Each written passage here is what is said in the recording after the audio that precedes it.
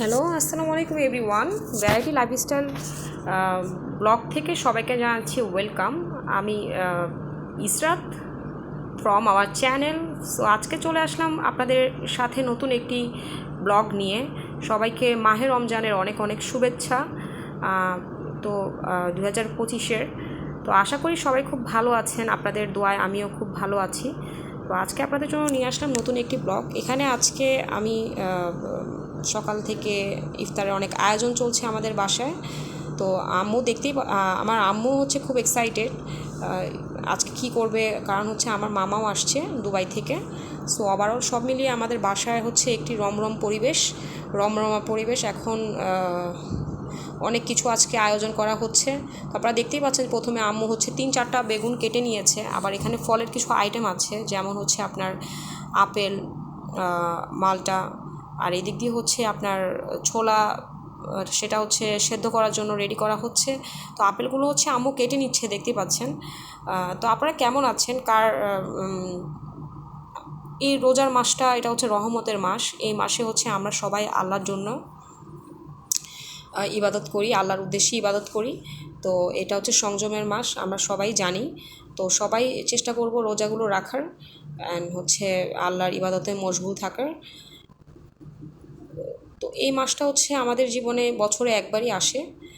এটা আসলে মাসটা এত সুন্দর, মানে যেটা আসলে সবাই জানেন। তো দেখতে পাচ্ছেন যে আম্মু হচ্ছে এখানে অ্যাপেল কেটে নিয়েছে, আর একদিকে হচ্ছে টমেটো কুচি কেটে নিয়েছে।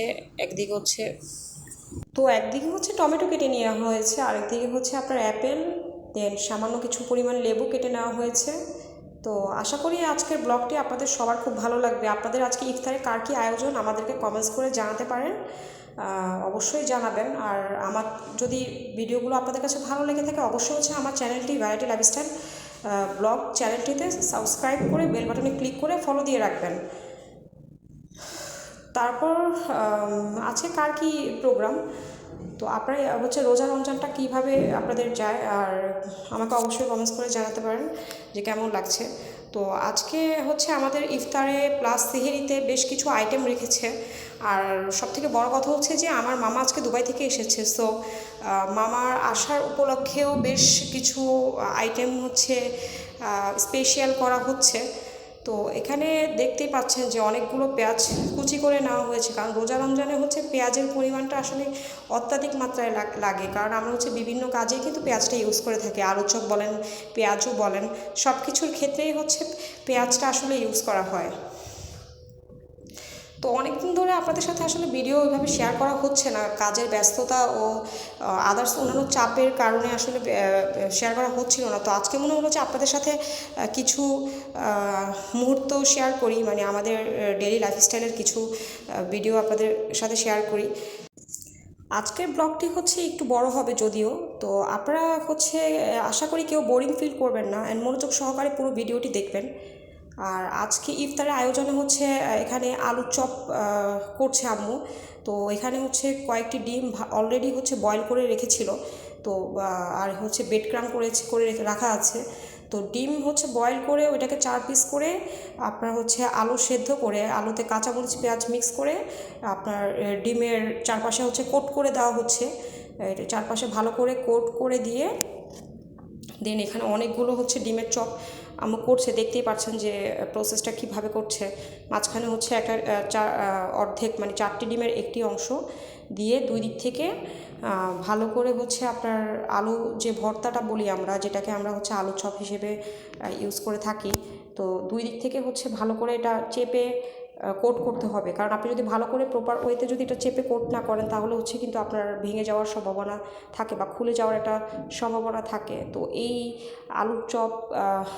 আলুর চপটা হচ্ছে, মানে এই আলুর চপ ডিম দিয়ে যে আলু মিক্স আপের যে ডিমের চপ বলে থাকি আমরা, এটা আমার বাবার আসলে এতটাই পছন্দ ছিল, মানে প্রতিদিনই হচ্ছে কম হলেও তার জন্য 50টা আমার আম্মু বানাতো প্রতি রোজায়। কারণ সে হচ্ছে আবার বিজনেস করতো। তো তার বিজনেস ক্লায়েন্টস বলতে সবাই হচ্ছে মানে খুব আগ্রহ সহকারে এটা খেত। তো এভরিডে 50টা করে 40টা করে বানাতেই হতো। তো এটা আমাদের খুবই মানে নট অনলি আমাদের এখন হচ্ছে এখনকার সময় সবাই হচ্ছে এটা খুব পছন্দ করে। অনেকে তো হচ্ছে আপনার জালি কাবাবের মতো করেও হচ্ছে এই ডিমের চপটা করে থাকে। তো সেক্ষেত্রে হচ্ছে আমরা এখানে ব্রেড ক্রাম্বটা ইউজ করি। অ্যান্ড আসলে আম্মু এত মজা করে বানায়, আমি মানে খুব মজা করে, মানে খেতেও খুব ভালো লাগে।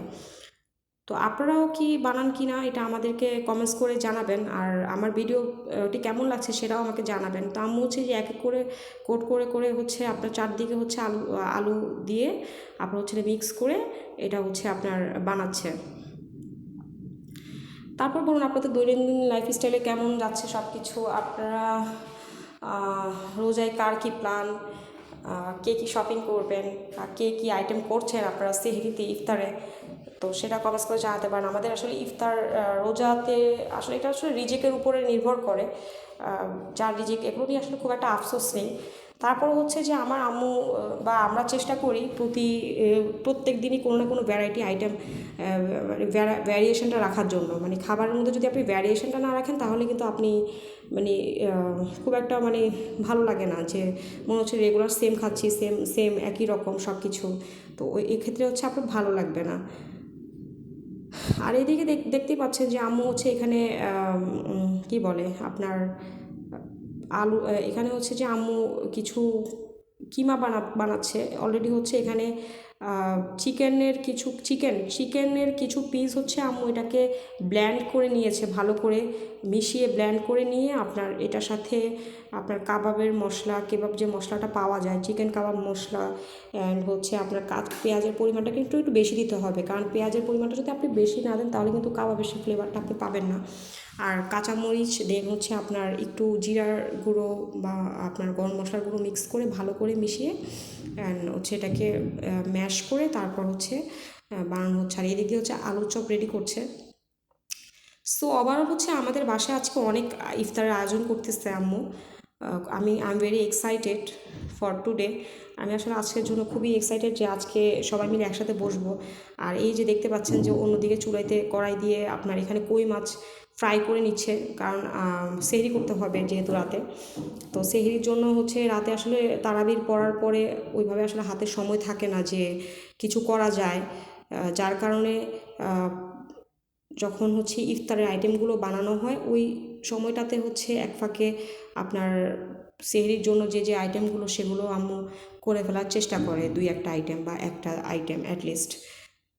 তো দেখতেই পাচ্ছেন যে এখানে আপনার মাছ হালকা করে ভেজে নেওয়া হচ্ছে, কারণ মাছ যদি আপনি পুকুরের মাছ বলেন বা নদীর মাছ বলেন বা সাগরের মাছ বলেন, একটু যদি না ফ্রাই করে আপনি রান্না করেন তাহলে কিন্তু আপনার প্রপার সেই টেস্টটা আসে না, অ্যান্ড কাঁচা কাঁচা একটা স্মেল থেকে যায়। সো অনেকে সেটা পছন্দ করে কাঁচা খেতে, আবার অনেকে হচ্ছে আপনার হালকা ফ্রাই করে রান্না করাটা হচ্ছে মানে প্রেফার করে। তো আমাদের বাসায় আসলে অ্যাজ ইউজুয়ালি সবসময় হচ্ছে হালকা ফ্রাই দিয়ে রান্না করা হয়। এদিক দিয়ে হচ্ছে কড়াইতে আপনার এখানে 2টি টমেটো, একটি বড় সাইজের পেঁয়াজ কুচি অ্যান্ড কাঁচামরিচ কুচি, আপনার 1 কাপ পরিমাণ তেল দিয়ে ভালো করে কষানো হচ্ছে। 1 চা চামচ লবণের পরিমাণটা একটু কম দিতে হবে, কারণ লবণ যদি আপনি এই মুহূর্তে বেশি দিয়ে দেন পরবর্তীতে আপনার রান্না হয়তো লবণের মাত্রা বেশি হতে পারে, যার কারণে হচ্ছে এটা রিডিউস করাটাও সম্ভব হবে না। লবণ না হলে পরবর্তীতে আবার অ্যাড করে নিতে পারবেন। এখানে 1 চা চামচ হচ্ছে রসুন বাটা, 1 চা চামচ হচ্ছে পেঁয়াজ বাটা, আর হচ্ছে আপনার 1 চা চামচ পরিমাণ হচ্ছে আপনার আদা বাটা, ভালো করে দিয়ে নাড়াচাড়া করব কিছুক্ষণ। তো এদিক দিয়ে দেখতেই পাচ্ছেন যে মশলাটা ভালো করে কষানো হচ্ছে। তো আশা করি আপনার আজকের ব্লগটি আপনাদের সবার খুব ভালো লেগেছে। আবারও হচ্ছে যদি ভালো লেগে থাকে অবশ্যই হচ্ছে আমার চ্যানেলটিতে সাবস্ক্রাইব করে বেল বাটনে ক্লিক করে হচ্ছে ফলো দিয়ে রাখবেন, আর অবশ্যই কমেন্টস করে জানাবেন যে কেমন লাগছে। তো দেখুন আমি হচ্ছে মশলাটা ভালো করে কষিয়ে নিচ্ছি, কারণ মশলা যদি আপনি প্রপারলি না কষান তাহলে হচ্ছে একটা আড়া কাঁচা একটা স্মেল থেকে থাকবে, অ্যান্ড সেটা পরবর্তীতে ভালো লাগবে না। আর এখানে হচ্ছে আপনার 1 চা চামচ পরিমাণ হচ্ছে হলুদ গুঁড়ো, 1.5 চা চামচ পরিমাণ হলুদ গুঁড়ো দিয়ে দেওয়া হলো। আর এখানে হচ্ছে আপনার 1 চা চামচ পরিমাণ 2 চা চামচ পরিমাণ হচ্ছে আপনার মরিচ গুঁড়ো। আপনারা যদি ঝাল বেশি খেতে চান তাহলে ঝালের মাত্রাটা একটু বাড়িয়ে দিতে পারেন। আমরা ঝাল হচ্ছে অ্যাভারেজ খাই, যার কারণে এখানে 2 চা চামচ পরিমাণ আম্মু ঝাল দিয়েছে, কারণ সবাই তো আসলে ঝাল পুরোপুরি খেতে পারে না। এখানে হচ্ছে 1 চা চামচ হচ্ছে আপনার গরম মশলার গুঁড়ো দিয়ে দেওয়া হয়েছে। এখন এগুলোকে ভালো করে মিশিয়ে আরও কিছুক্ষণ কষাতে হবে, আরও কিছুক্ষণ কষানো হবে। তো আজকে আপনাদের